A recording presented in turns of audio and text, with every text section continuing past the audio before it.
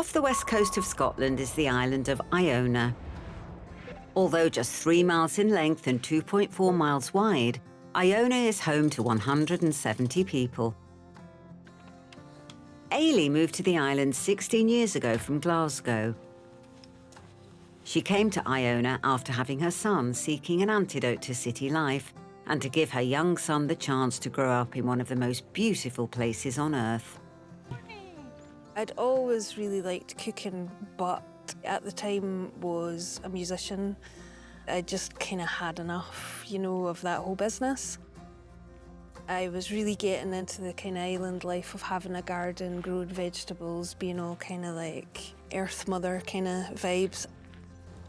Rather than being at the end of a long supply chain, the community's waste not, want not attitude allows Ailey's food to be both seasonal and sustainable. The joy for me in it is using things that are around about me. Your courgettes, I'll have millions of these for the next couple of weeks, so don't hold back. And then your edible flowers. Lovely. So calendula, cornflower, I think that's it. This passion for local produce led Ailey to set up the island's first and only takeaway 3 years ago. Although it's probably more Michelin star than deep-fried Mars bar. It's a tiny little place. It's like 3 meters by 4 meters. It's got 2 little ovens. I'm using produce from the island, making quite simple things, but using skills that I've learned in restaurant kitchens. Ailey is open 6 days a week for lunch and dinner. And as it's peak tourist season, she expects to be busy. I don't have a set menu, which really infuriates people. I'll put cheese on it, then people will buy it. I just think about what I've got and put it together in a sensible fashion. I mean, it's easy when you've got amazing ingredients. With 130,000 people visiting Iona each year, feeding the lunchtime rush is no easy feat for Ailey. 46. Thank you very much. The Outer Hebrides are a chain of over 100 islands and skerries, more than 40 miles from the coast of mainland Scotland. Only 19 of these islands are inhabited, and one of these is North Uist. Around 17 miles long and 13 miles wide, it is home to just 1,600 people. Hey, guys. Alexander moved to the island from South London 5 years ago. I do love London, don't get me wrong. Like, I'd always big up anyone in London right now, but I always say this, I want a bit more greenery on the scenery, and that's why I'm in this space.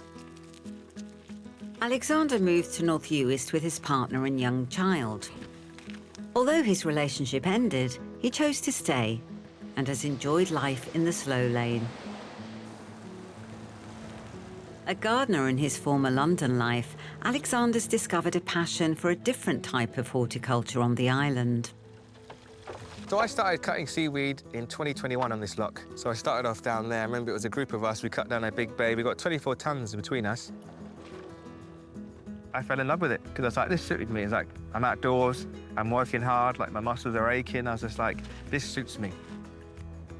The most I've ever gathered in a day is 9 tons. It was a good spot. I was out there for a while. Knotted Rack has fortified crops, livestock and the lives of people in North Uist for centuries. The seaweed is processed and sold as an additive, which is used in fertilizers, animal feeds and even pharmaceuticals.